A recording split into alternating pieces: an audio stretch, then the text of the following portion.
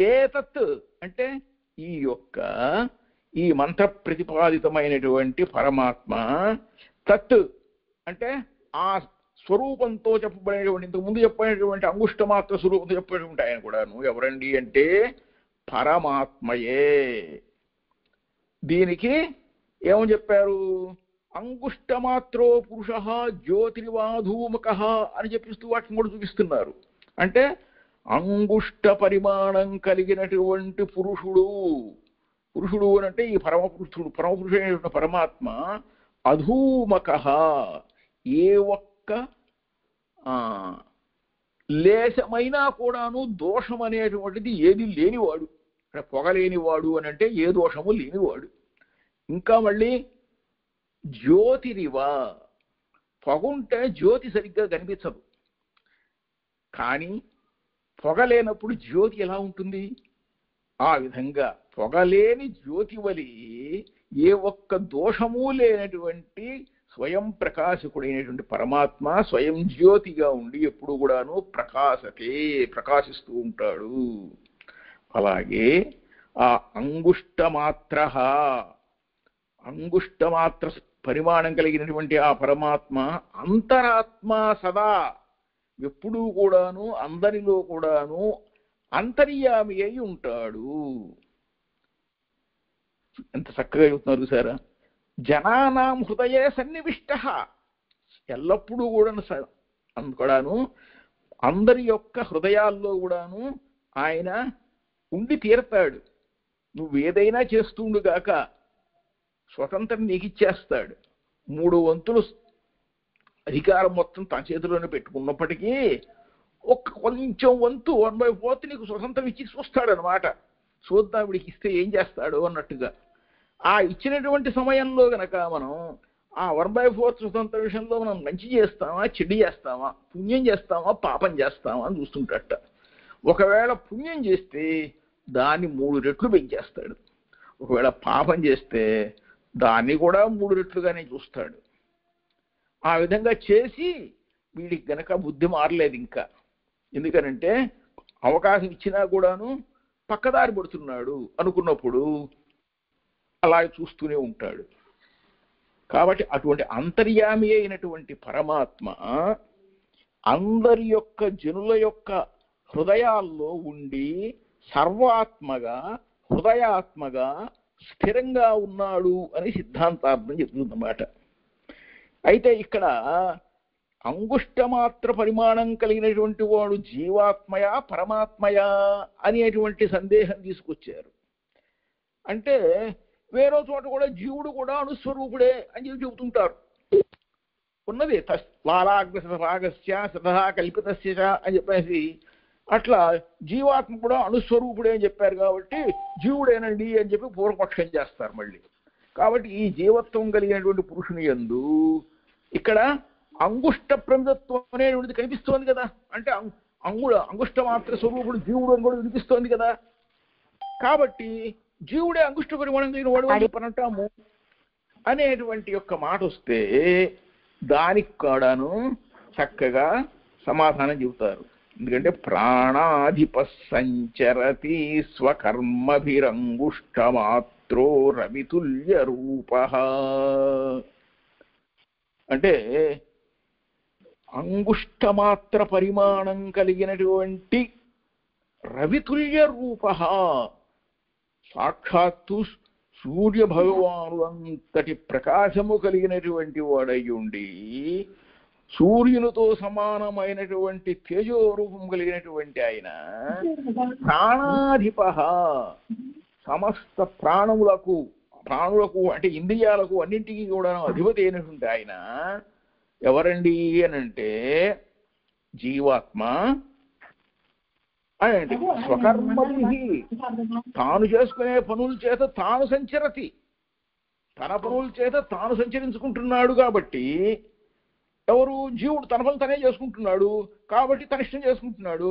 దాని కర్త ఎవరు అంటే జీవుడే అని చెప్పేసి ఈ విధంగా స్థితిలో ఉన్నటువంటి వాడు జీవుడే అని చెప్పేసి పూర్వపక్షం చేస్తారనమాట. దాంతో శృతి కూడా చూపిస్తున్నారు అని చెప్పాను కదా. ఏమని? ఈ అంగుష్ట పరిమితమైనటువంటి వాడు జీవాత్మయే అని పూర్వపక్షం చేస్తున్నాము అని అంటారు అన్నమాట.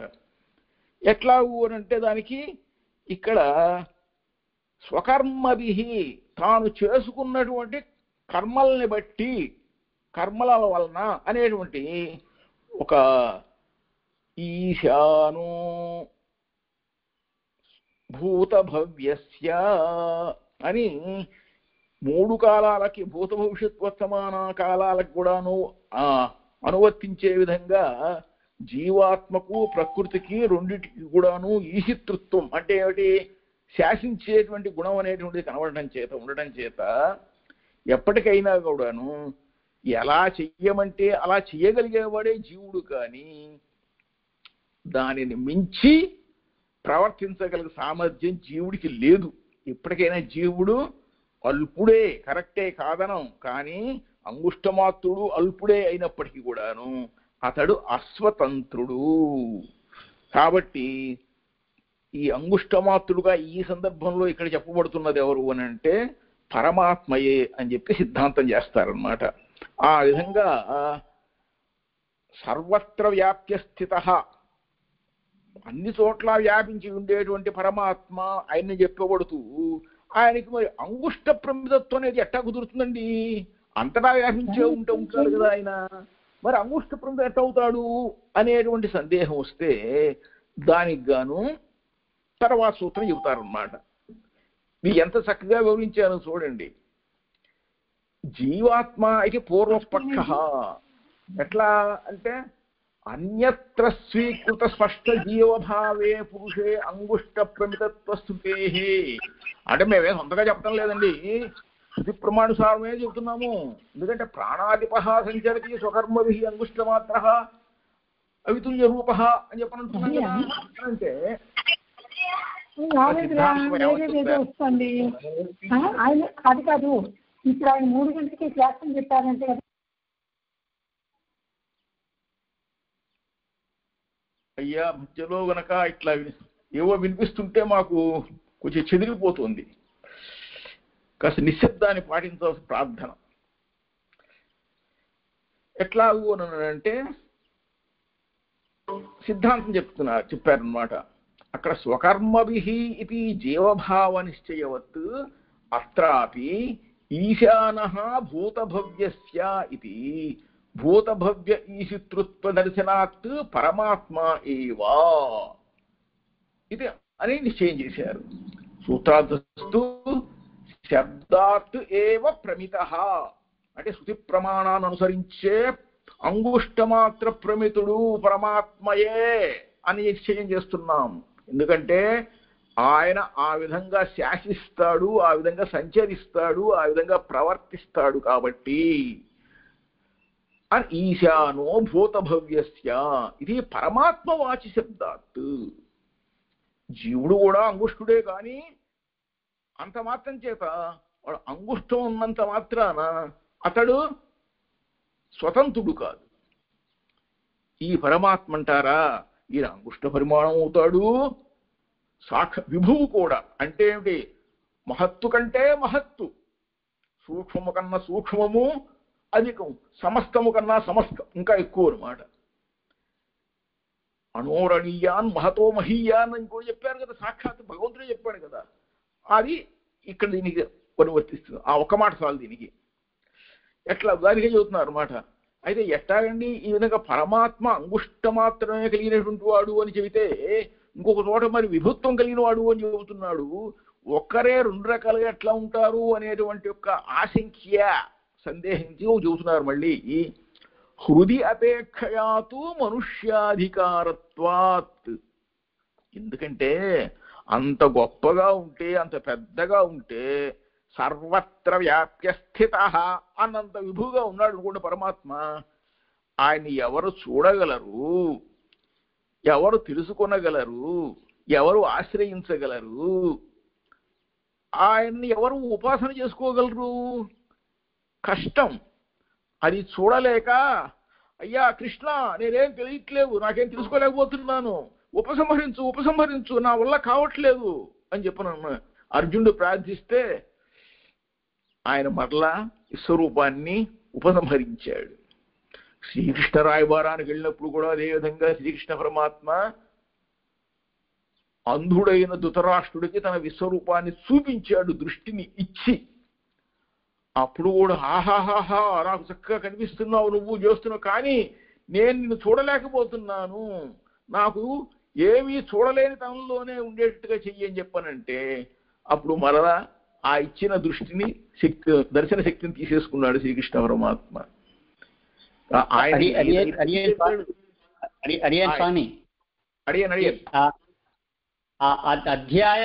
అధ్యాయము పాదము సంఖ్య వదతు.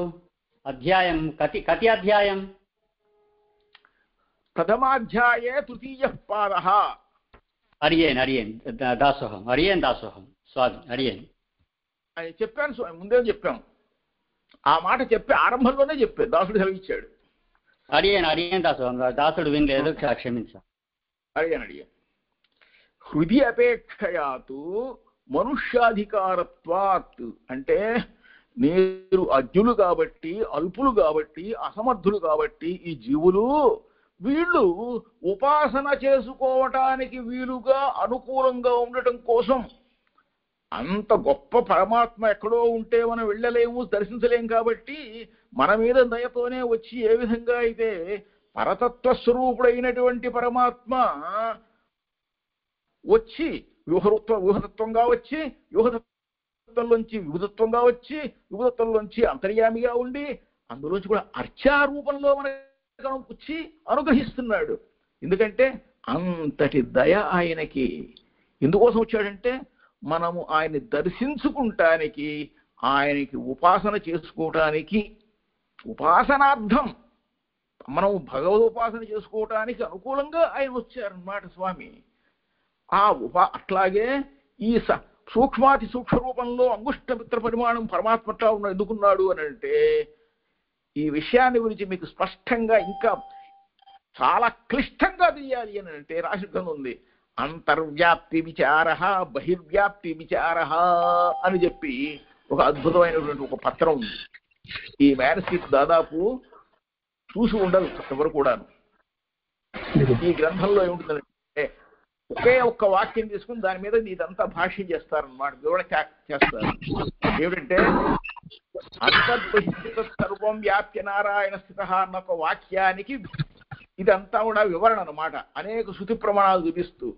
ఎందుకని సూక్ష్మము కన్నా సూక్ష్మము, విభు కన్నా విభువు, మహత్తు కన్నా మహత్తు. ఆయన అలాగూ ఉండగలడు, ఇలాగూ ఉండగలరు. ఇటు నుంచి అటైనా, అటు నుంచి ఇటైనా, సూక్ష్మ నుంచి మహత్తైనా, మహత్తైనా సూక్ష్మమైనా. ఎందుకని అనంటే మనలను అనుగ్రహించడం కోసం ఆయన అవతారాలు ఎత్తేందుకు, జీవులను అనుగ్రహించడం కోసం. కనుక ఆయన మన యొక్క హృదయంలో ఎందుకు వచ్చి ఉంటున్నాడు అని అంటే, ఏమో నీ హృదయంలో ఉంటే, నీ హృదయంలో ఉన్న వాళ్ళని నువ్వు చాలా ప్రేమిస్తుంటావు కదా, నువ్వే నా హృదయంలో ఉన్నావు అని చెప్పి చెప్పేసిస్తుంటాం కదా. అయితే నువ్వే నా హృదయంలో ఉన్నావు అని చెప్పి ఇతరులకు ఎవరికైతే చెబుతున్నావో, నాకన్నా ముందు నువ్వు ఎవరికైతే చెబుతున్నావు వాళ్ళకన్నా ముందు నేను వచ్చి ఉన్నానయ్యా నీ హృదయంలో అని చెప్పి భగవంతుడు చెబుతున్నాడు. కానీ మనకు వినపడదు, కనపడదు. ఏమనిపిస్తుంది మరి? ఎవరినో తెచ్చుకుని మనం ఆహా నువ్వే నా హృదయంలో ఉన్నావు అని చెప్పి నా హృదయాన్ని నీకు ఇచ్చేసేసాను, నీ హృదయాన్ని నేను లాగేసుకున్నాను అని కూడా చెప్పేస్తాం. కానీ మనలోనే ఉన్నటువంటి ఆ పరమాత్మను మనము ఎరగం. ఎందుకని? జ్ఞానాభావం చేత. ఇంకా జ్ఞానాభావం లేకపోవడం అంటే ఆ పరమాత్మ యొక్క అనుగ్రహం లేకపోవటం వలన, పరమాత్మ అనుగ్రహం ఉంటే మనం ఆ విధంగా పరమాత్మను తెలుసుకోగలము అన్నటువంటి విశ్వాసం లేకపోవటం వలన, అదే మనకు పరమాత్మ తప్పకుండా మనల్ని రక్షిస్తాడనే విశ్వాసం కలిగితే ఆయన ఎక్కడికో ఎందుకయ్యా, నేను ఇక్కడే ఉన్నాను కదా, చూడు నన్ను చూడు, ఏది పిలువు, నన్ను ఎలా పిలుస్తావు, నన్ను నారాయణ, గోవింద, మాధవ, కేశవ, దామోదర, నువ్వు ఎలా పిలిస్తే అలాగే ఉంటాను, నేను ఇక్కడే ఉన్నాను, నువ్వు అన్నవన్నీ నేను వింటున్నాను కూడా, జాగ్రత్త అంటే నాకు తెలియకుండా నువ్వేదేదో చెప్పుకుంటున్నావు అనేసుకుంటున్నావేమో, కానీ నువ్వు అన్నవన్నీ నేను విన్నాను అంటానికి కూడా అంతఃసాక్షిగా ఎవరికి వాళ్ళకే లోపల ఉంటాడు. దానికోసం ఈ ప్రమితత్వం ఉపాసనార్థం ఉపాసక హృదయే వర్తమానత్వాత్ ఉపాసక హృదయస్య అంగుష్టమాత్రత్వాత్ తదపేక్షయా ఇదం అంగుష్ట ప్రమితత్వం మనుష్యాణం ఏవ ఉపాసకత్వ సంభావనయా మనుష్యాన్ అధికృత్య ప్రవృత్తత్వాత్ శాస్త్రస్య మనుష్య హృదయాపేక్షయా ఇదం ఉక్తం. ఈ శాస్త్రం అనేటువంటిది కూడా భగవంతుడు స్వయంగా ఎందుకు చెప్పారు? అర్జునుడి కోసం చెప్పారా? అర్జునుడిని నిమిత్తంగా చేసుకుని చెప్పారు. ఎట్లా అయితే ఉన్న పాలంతా కూడాను ఎందుకు ఇచ్చేస్తున్నాడు మనకి? దూడకి ఇవ్వకుండా, దూడకేదో కొంచెమే ఇస్తాడు. ఆ విధంగా వచ్చకంట కూడా మిగిలిన వచ్చినట్టుగా అర్జునుడిని నిమిత్తంగా చేసుకుని ఈ జీవులందరినీ కూడాను ఉజ్జీవింపజేయటం కోసం మనకు వినపడలేదంటామేమోనని చెప్పేసి గొంతెత్తి గానం చేసి మరీ చెప్పాడు. వేదానాం సామవేదోస్మి, గీతాత్మకమైనటువంటి సామవేదాలని నేనే అని చెప్పాడు. అందుకని నేను గానం చేసి మరీ చెబుతున్నాను, నీకు వినండి అని చెప్పి చెబుతున్నాడు. తెలుసుకొనండి, మనసులో నిలుపుకొనండి. అంత ఎంత మన మీద ఆయనకు దయ అనేది లేకపోతే, కరుణ లేకపోతే, వాత్సల్యం లేకపోతే, ఈ మనుష్యాణమేవ ఉపాసకత్వ సంభావనయ, మనుష్యులకు ఉపాసనంగా ఉపాసకుడు అయి ఉండాలి అని, ఉపాసన కలిగించాలి అని చెప్పేసి పరమాత్మ మన చేత ఉపాసింపబడుతున్నాడు, మనం ఉపాసిస్తే మనకి లభిస్తాడు అనే విశ్వాసం కలిగినప్పుడు మనుష్యాన్ అధికృత్య ప్రవృత్తత్వాత్తు, ఈ మనుష్యులను దృష్టిలో పెట్టుకుని వ్యవహారం చేసుకుని ఆయన ప్రవర్తిస్తున్నాడు. ఆ ప్రవర్తించే విధానం ఎట్టాగో కూడా వీళ్ళకి తెలియకపోతే ఈ విధంగా అని శాసించేటువంటిది శాస్త్రం. కాబట్టి అటువంటి శాస్త్రస్య మనుష్య హృదయాపేక్షయ అంటే శాస్త్రంలో అంతర్యామిగా ఉండి తెలియచేస్తున్నాడు, మనుష్యుల యొక్క హృదయంలో ఉండి కూడాను చూస్తున్నాడు, చెబుతున్నాడు, చేయిస్తున్నాడు. అపేక్షయ ఇదం ఉక్తం, ఇది చెప్పబడింది నా చేత. స్థితం తావత్తు ఉత్తరత్ర సమాపయిష్యతే అంటే దీన్ని ఇంకా ముందు దీన్ని ఇంకా చెప్తారనమాట. ఇంకా పూర్తిగా వివరించి చెబుతారు. ఇంకా తత్ ఉపరి అపి బాదరాయణ సంభవాత్ మనుష్యాధికారం బ్రహ్మోపాసన శాస్త్రం ఇత్యుక్తం. బ్రహ్మోపాసన శాస్త్రం ఏమిటంటే మనుష్యాధికారం. మనుషుడికి అధికారం ఉంది. దేంట్లో ఉంది? ఆ పరమాత్మను తెలుసుకోవడానికి అధికారం ఉంది. ఆయన అధికారం ఎందుకోనంటే దీనికోసమే అన్నమాట.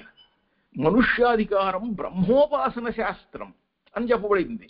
ఈ విధంగా చేయాలి ఎందుకు చెప్పబడింది అంటే, ఇలా చేస్తే నువ్వు తప్పకుండా పరమాత్మ నీకు అనుగ్రహిస్తాడు, నీకు లభిస్తాడు, నువ్వు ఆయన ఉపాసన చేయి అని. తత్ప్రసంగేన దేవాదీనామపి, దేవతలకు కూడాను చెబుతున్నారు అదే విషయం. దేవాదీనామపి బ్రహ్మ విద్యాయాం అధికారో అస్తి నవా ఇది చించితే. పోని నువ్వు దేవతలైనంత మాత్రాన దేవతలందరికీ కూడాను బ్రహ్మ విద్యలో అధికారం ఉన్నదా లేదా అని చెప్పి ఆలోచిస్తే నా దేవాదీనాం అధికారో అస్తి ఇది పూర్వపక్ష. పూర్వపక్షులు ఏమంటారు తెలుసా అండి? దేవాదులకు అధికారము లేదు అని అంటారు. ఎందుకు అంటేట వాడు ఆల్రెడీ కూడా దేవతలే కదండి. కాబట్టి దేవతలుగా ఉన్న వాళ్ళకి ఇంకా ఏం కావాలి? వాళ్ళకి ఏం కావాలో అన్నీ వచ్చేసేసినాయి కదా. వాళ్ళు అమృతంతో అవుతున్నారు. వాళ్ళకి వయసుతో పని లేదు. వాళ్ళు ఎప్పుడైనా సరే కూడా ఏ విధంగా అయినా సరే ప్రవర్తిస్తుంటారు, సంచరిస్తుంటారు, తిరుగుతూ ఉంటుంటారు. వాళ్ళకి ఇంకా ఏం కావాలి? మళ్ళీ ఉపాసన చేయాల్సిన అవసరం ఏంటి దేవతలకి? కాబట్టి దేవతలకు అధికారం లేదు అని పూర్వపక్షం. ఇప్పుడు కాదనేవాడికి అర్థం ఏదేం చెప్పేస్తాడనమాట. అంటే పరినిష్పన్నే బ్రహ్మణి శబ్దస్య ప్రామాణ్య సంభవే అపి దేవాదీనా విగ్రహాదిమత్వే ప్రమాణాభావాత్ మంత్రార్థవాదానామపి విధిశేషతయా విగ్రహాది సద్భావ పరత్వ అభావాత్ విగ్రహవత్ నిర్వర్త్య అహరహ అనుష్ఠీయమాన వివేకాది సాధన సప్తక సంస్కృత మనోనిష్పాద్య ఉపాసన నివృత్తౌ తేషాం సామర్థ్య అభావాత్. అబ్బబ్బబ్బా, ఎట్లంత గొప్పగా పూర్వపక్షం చేస్తున్నారు చూడండి. ఏమిటంటేట భగవత్ శబ్దంలో ప్రమాణం సంభవిస్తున్నది. శృతివాక్యాలన్నీ కూడా పరమాత్మ ఉన్నాడని తెలియజేస్తాయి. ఈ పరమాత్మ యొక్క అర్చావతార స్వరూపాలు విశేషాలు వీటన్నింటిని గురించి కూడా తెలియజేసే ప్రమాణ వాక్యాలు అన్నీ కూడా ఉన్నాయి. కానీ ఇటువంటి వాక్యాలు ఏవి వాళ్ళకి లేవు కదా, అవసరం లేదు కదా. మంత్రార్థవాదానామపి విశేషతయా విగ్రహాది సద్భావపరత్వ అభావాత్, ఇవేవి దేవతలకు లేవు కదా. దేవతలు మంత్రాలు ఏం చదవరు, అర్చావతార పూజలు ఏమీ చెయ్యరు. అలా చేస్తున్నట్లు ఎక్కడ మనకి ప్రమాణం లేదు. మంత్రాలు అవన్నీ కూడా వాళ్ళు చేస్తున్నారు అని చెప్పేసి విగ్రహ పూజలు చేస్తారు అని కూడాను ఎక్కడ కనిపించట్లేదు. కానీ విగ్రహవత్ నిర్వర్త్య అహరహ అనుష్ఠీయమాన వివేకాది సాధన సప్తక సంస్కృత మనోనిష్పాద్య ఉపాసన నివృత్తౌ తేషాం సామర్థ్యాభావాత్. ఆ విధంగా చేయవలసిన వివేకము ఇత్యాది ఇవన్నీ కూడా అటువంటి లేకపోవటం వల్ల ఇది వాళ్ళకి అక్కర్లేదు అని చెప్పేసి పూర్వపక్షము అని అంటారు అన్నమాట. అలా కాదండి, తొందరపడకండి. రాద్ధాంతస్తు సిద్ధాంతం ఏమిటంటే జగత్ సృష్టి ప్రకరణేషు నామరూప వ్యాకరణ సృత్యా ఏవ దేవాదీనాం విగ్రహవత్వం సిద్ధ్యతి.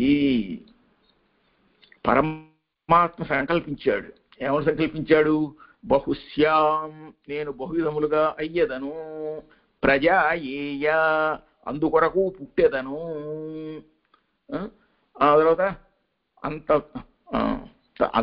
తత్సృష్ట్వా తదేవాను ప్రావిశత్తు, ఆ విధంగా అన్నిటినీ సృష్టించి వాటిలో తానే ప్రవేశించను. అంత ప్రవిశ్య నామరూపే వ్యాకరవాణి, లోపల ప్రవేశించి నేను వీటన్నిటికీ కూడాను కొన్ని పేర్లను తయారు చేస్తాను, పేర్లు కలిగి ఉంటాను. ఎట్లా?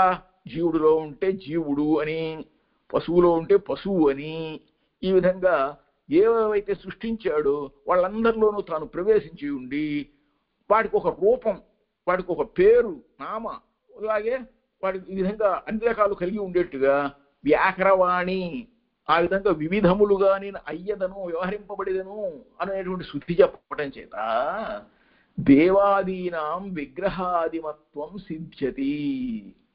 అప్పుడు మరి దేవతలను కూడాను ఆయనే సృష్టించి దేవతలలో కూడా అంతర్యామిగా ప్రవేశించింది ఆయనే కదా.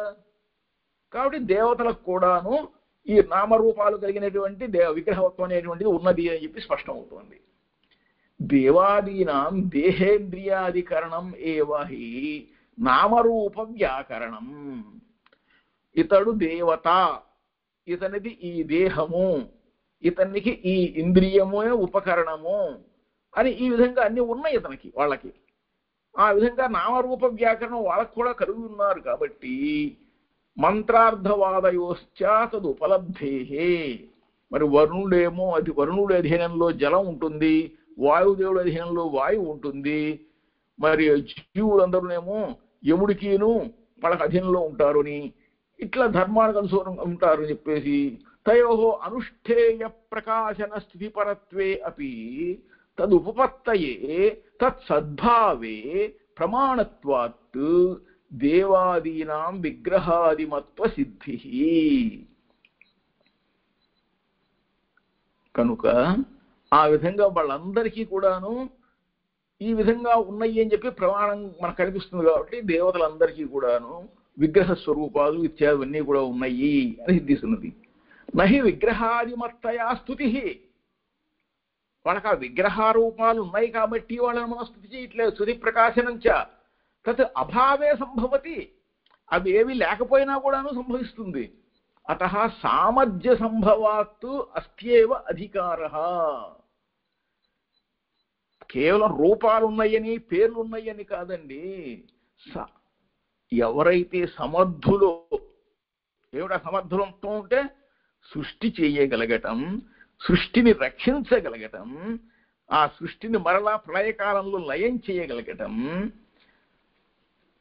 ఆ విధంగా ధర్మ సంస్థాపనార్థం, అధర్మ దూరీకరణార్థం ఈ విధంగా చేయడం అనేటువంటిది ఏదైతుందో ఈ అధికారం భగవంతుడికి మాత్రమే ఉంది కాబట్టి ఆయనకి మాత్రమే సాధ్యమవుతుంది. సూత్రార్థం ఏమిటంటే ఇంతకుముందు చెప్పబోయే తేభ్య అంటే మనుష్యేభ్య, కనిపించేటువంటి ఈ మనుషులందరికంటే కూడాను ఉపరి ఇంకా ముందు వర్తమానానాం దేవాదీనాం అంటే మనం ఈ పశువుల కన్నా మృగాల కన్నా పక్షుల కన్నా వీటిని కూడా మనుష్యుడు చాలా విశిష్టుడు అనుకుంటాం కదా. మరి ఈ మనుష్యుల కన్నా కూడా గొప్పైన వాళ్ళు ఎవరంటే దేవతలు ఉన్నారు అనుకుంటాం కదా. వాళ్ళకి కూడా అధికారం ఉన్నది అని అంటే అర్థం ఏమిటి? వాళ్ళు కూడా మళ్ళీ పరమాత్మను ప్రార్థించాలి, సేవించాలి, స్తుతించాలి, కీర్తించాలి. అలా చేసే అధికారం వాళ్ళకి కూడా ఉంది. వాళ్ళే ఎక్కువ చేస్తూ ఉంటారు. నిజంగా మనం చూస్తూ ఉంటుంటాం కదా. బృహస్పతి కృతస్థుతి, ఇంద్ర కృతస్థుతి, యమ కృతస్థుతి, యముడు చేసిన స్థుతి, వరుణుడు చేసిన స్థుతి, వాయుదేవుడు చేసిన స్థుతి అని చెప్పి మనకి పురాణాల్లో కనిపిస్తుంటాయి. అంటే వాళ్ళు కూడాను ఎప్పుడు ఈ పరమాత్మను స్థుతి చేస్తుంటే కీర్తిస్తూ ఉండాలి, చేస్తుంటారు. వాళ్ళకి అధికారం ఉంది. యద్వా తత్ బ్రహ్మోపాసనం అంటే వాళ్ళు చేసేది పరమాత్మను గురించి ఉపాసన చేయటమే, మనం చేసేది పరమాత్మ గురించి ఉపాసన చేయటమే. అంటే ఉపరి దేవాది సంభవతి అలాగనమాట. తేషామపి బ్రహ్మస్వరూప తదుపాసన ప్రకార జ్ఞాన తదర్థిత్వ తదుపాదాన సామర్థ్య సంభవాత్. అంటే ఆ విధంగా తత్శబ్దం చేత చెప్పబడేటువంటి తద్బ్రహ్మ తత్సత్యం తత్సర్వం తదాత్మ అని తత్శబ్దంతో చెప్పబడేటువంటి ఆ పరమాత్మను ఉపాసన చేయడం కోసం గాను ఆ ఉపాసన చేసేటువంటి విధానంలో జ్ఞాన మార్గంలో జ్ఞానయోగంలో కానీ తదర్థిత్వ అంటే జ్ఞానాన్ని ఆధారం చేసుకుని మనము ఆ పరమాత్మను సేవించగోరేటువంటి జ్ఞాన భక్తి కర్మ ఇత్యాదులన్నిటి ద్వారా కూడా ఉపాదాన సామర్థ్య సంభవాత్. నువ్వు ఏ శక్తి ఉంటే ఆ శక్తి అనుసారంగా నువ్వు కర్మయోగంలో చేస్తావో, జ్ఞానయోగంలో చేస్తావో, భక్తి యోగంలో చేస్తావో, లేక ఇవన్నీ కాదు అని చెప్పి ప్రపత్తి శరణాగతి చేస్తావో, ఈ యొక్క సామర్థ్యాన్ని బట్టి వాళ్ళందరూ కూడా ఇవన్నీ చేయగలరు కదా. దేవతలు మనుషులు కూడా చేయగలరు తెలుసుకుంటే. ఆచార్యానుగ్రహం ఉంటే ఇవన్నీ తెలుస్తాయి. కాబట్టి మనుషులకి దేవతలకైనా ఆచార్యుడు కావాల్సిందే కదా. బృహస్పతిలాగా ఉండి చెప్పాలి. ఇంద్రుడు మాటికి ప్రశ్నలు వేస్తూ ఉంటాడు, అయ్యా ఇప్పుడు ఏం చేయాలండి అని చెప్పేసి ఆచార్యుడు చెబితేనే జరుగుతుంది తనకి. ఆ సామర్థ్య సంభవాత్ పూర్వోపార్జిత జ్ఞాన అవిస్మరణాత్ జ్ఞాన సంభవ. అంటే ఏంటి? పూర్వం ఏదో పుణ్యం చేసుకున్నట్టయితే ఆ జ్ఞానం అనేటువంటిది అవిస్మరణాత్ మర్చిపోకుండా ఉండటం వలన ఇక్కడ జ్ఞానం ఉంటుందట. ఓహో నువ్వు కదూ, అప్పుడు చూశాను నేను అక్కడ మన ఇద్దరం కలుసుకున్నాం కదూ, మాట్లాడుకున్నాం కదూ అంటుంటారు. అప్పుడెప్పుడో అక్కడెక్కడో కలుసుకున్నప్పుడు అది ఇప్పుడు ఎట్టా నీకు గుర్తొచ్చింది అని అంటే అప్పుడు జరిగిన సంఘటనని నేను ఇంకా మర్చిపోలేదు. ఆ విధంగా అవిస్మరణాత్ మర్చిపోకుండా ఉండడం వలన జ్ఞాన సంభవ.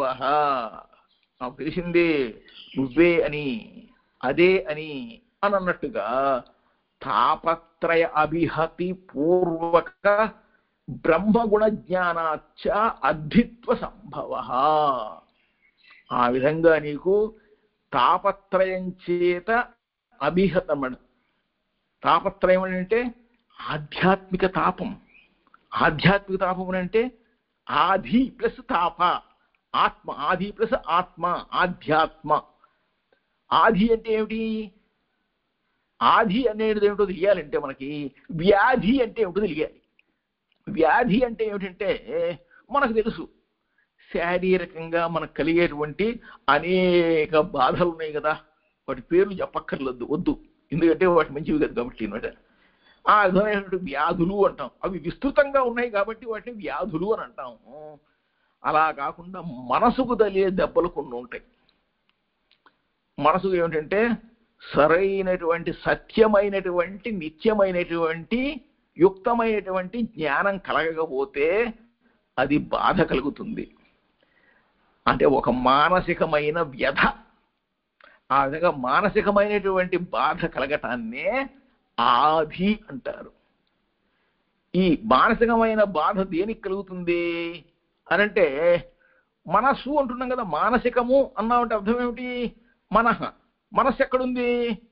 ఈ శరీరానికి లోపల ఇంద్రియాలు ఉన్నాయి. ఇంద్రియాలకు లోపల ఏముంది? మనస్సు ఉన్నది. ఈ మనస్సు అనేటువంటిది ఆత్మతో కలుస్తుంది. ఇంకా చెప్పాలి కదా, ఆత్మ అనేది మనస్సుతో కలిస్తే, మనసు వచ్చి ఇంద్రియాలతో కలిస్తే, ఇంద్రియాలు వచ్చి ఏదైనా వస్తువుతోనో మనిషితోనో వ్యక్తితోనో కలిస్తే అప్పుడు మనకి జ్ఞానం కలుగుతుంది. ఈ ఉదాహరణ చెబుతారు. ఆత్మ మనసా సంయుజ్యతే, మనః ఇంద్రియేణ సంయుజ్యతే, ఇంద్రియంతో వస్తునా సంయుజ్యతే, తదానీం వస్తు జ్ఞానం సిద్ధ్యతి. అప్పుడు మనకి వస్తు జ్ఞానం కలుగుతుంది. అదేమిటయా? అదేమిటో చూద్దాం ఉండు, అదేమిటో తెలుసుకోవాలని ఉంది నాకు అని చెప్పేసి ముందు ఆత్మలో ఒక ఇచ్ఛ, కోరిక అనేది కలిగితే ఇంకెందుకు మరి అయితే అదేదో తెలుసుకో అన్నమాట. తెలుసుకోవాలంటే చూడాలి కదయ్యా. చూడాలంటే ఏం చేయాలి? అడుగు, వెంటనే ఈ మెసేజ్ పంపించు. ఎక్కడికి? చక్షురింద్రియానికి పంపించు. ఆత్మ మనసుకు వచ్చింది, మనసు వెళ్ళిపోయి అదేంటో చూడమంటుంది నువ్వు అని చెప్పి చక్షురింద్రియాన్ని పంపిస్తే వెంటనే చక్షు వెళ్ళి చూసింది. ఓహో అది శ్రీ వెంకటేశ్వర వైభవము అని చెప్పేసి ఒక గ్రంథం అండి. వేదాంతం దేశికాచార్యులు గారిని ఒక ఆయన తిరుమల క్షేత్రంలో ఉత్సవాలు ఎప్పుడెప్పుడు జరుగుతాయి, ఏ నక్షత్రంలో వస్తాయి, ఎట్లా ఇవన్నీ విషయాలు చెబుతారు. ఏ ఏ సందర్భాల్లో ఉత్సవాలు చేస్తారు, ఎట్లా చేస్తారు, ఎవరో చేస్తారు, ఏ నక్షత్రాల్లో చేస్తారు, ఇలాంటివన్నీ వివరిస్తారండి. అంటే ఒక దేవుడికేనా అండి ఉత్సవాలు? ఉత్సవాలు అంటే ఒక దేవుడికే కాదండి, అక్కడ అనేకమైనటువంటి తీర్థాలు ఉన్నాయి. ఆ తీర్థాలకు కూడా ఉత్సవాలు చేయాలి. వాటికి కూడాను నక్షత్రాలు ఉన్నాయి. వాటి ద్వారా ఆ ఏ ఏ నక్షత్రాల్లో ఏ ఏ తీర్థంలో పుష్కరణ వస్తుందో, కృష్ణా పుష్కరాలు, గోదావరి పుష్కరాలు మనకు ఎట్లాగో అట్లాగే స్వామి పుష్కరిణి ఉంది. స్వామి పుష్కరిణికి ఎప్పుడు పుష్కరిణి, స్వామి దానికి ఎప్పుడు ఉంటుంది పుష్కరిణినే. అది అన్ని వాటికి కూడా అన్నది స్వామి వంటిది కాబట్టి. కానీ ఇతర తీర్థాలను చూసారా, ఆ తీర్థాల్లో ఆకాశగంగా అని, పాపనాశనం అని చెప్పేసి జాప ఇతర తీర్థాలకి ఒక్కొక్క నక్షత్రంలో ఒక్కొక్క దీన్ని బట్టేసి అప్పుడు వాటికి పుష్కరాలు వస్తాయి. ఈ విధంగా పుష్కరాలకు కూడా ఉత్సవాలు చేస్తారు. ఇంతేకాదు, ఈ ఏ పురాణాల్లో ఈ శ్రీనివాసు మహత్యం అనేటువంటి ఉన్నదో అవన్నీ కూడా కలిపి తెలుసుకోవాలి మనం. దాదాపు 12 పురాణాలు, 18 పురాణాల్లో 12 పురాణాలలో ఈ తిరుమల శ్రీనివాసుడి యొక్క విశేషాలని వాళ్ళు కథల చక్కగా వివరించి పెట్టారు శ్లోకాల రూపంలో.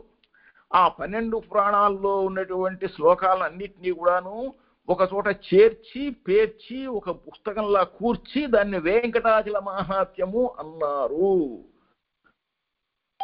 ఓహో అట్లాగా, మళ్ళీ చూసారా, నా ఆత్మలో వెంటనే అది ఏమిటి అని ఒక సంకల్పం కలిగింది. ఆ సంకల్పానికి శ్రీనివాసుని గురించి ఒక విషయం తెలుసుకున్నాను ఈరోజు నేను. అద్యమే ఈ విధంగా మనకి ఎట్లా కలుగుతుందంటే తదుపాసన ప్రకార జ్ఞాన తదర్థిత్వ తదుపాదాన సామర్థ్య సంభవాత్.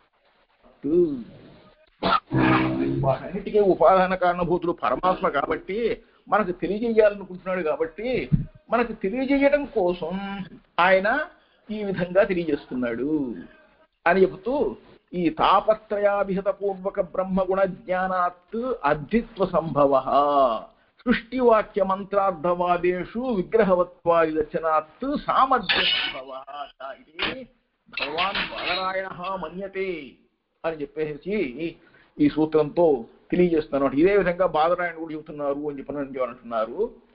రేపు 91వ సూత్రాన్ని గురించి చూద్దాం.